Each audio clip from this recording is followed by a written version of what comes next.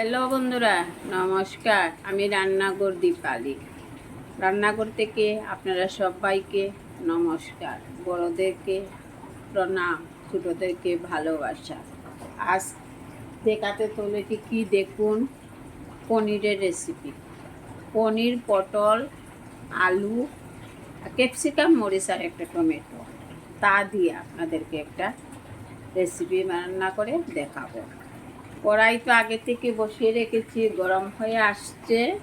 এবারে অল্প তেল দিয়ে দেব। পটল, আলু, পটল আর পনির ভেজে রেখেছি। পনির ভেজে নেব এখন। আলু আর পটলটা ভেজে নিয়েছি আগের থেকে, যাতে আপনাদের সময় নষ্ট না হয়। সবাই ব্যস্ত। তেলটা গরম হয়ে আসছে। এই যে দেখুন, পনিরগুলা নিয়েছি।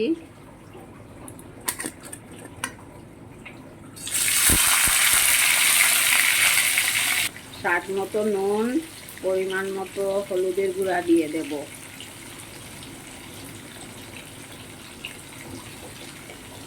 এবার ভেজে নেব। পনিরের ভাজা হয়ে গেছে, এবার নামিয়ে নেব।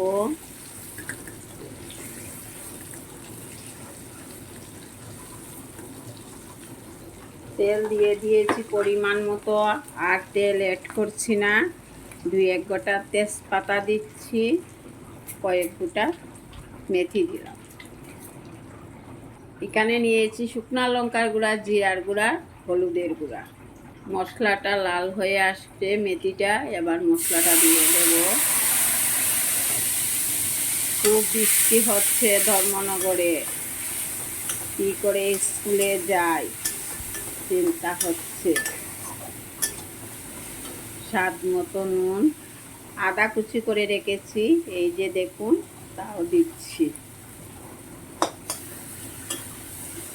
এই যে একটা টমেটো কুচি করে রেখেছি।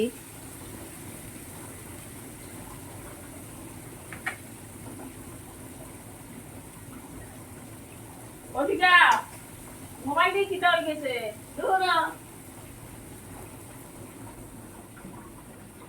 হ্যাঁ, তাড়াতাড়ি আও।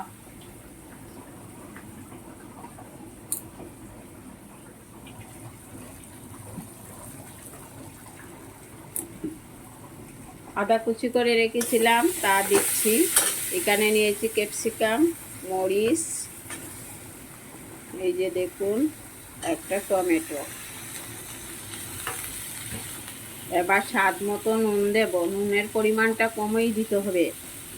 পটল আলু ভেজা রেখেছি, তার সঙ্গেও দিয়েছি, পনিরের সঙ্গেও দিয়েছি। মশলাটা ভাজা হয়ে গেছে। এবার ভেজে রাখা টমেটো, ভেজে রাখা আলু আর পটল, তা দিয়ে দিচ্ছি।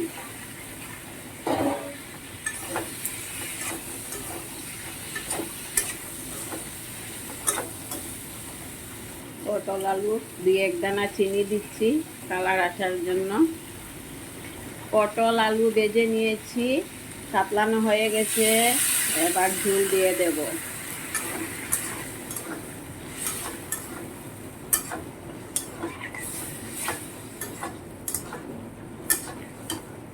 ঝোলের পরিমাণটা কমই দিব। পনিরগুলা দিয়ে দেব।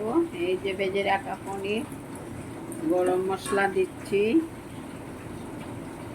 ঘি দিব না, ঘি।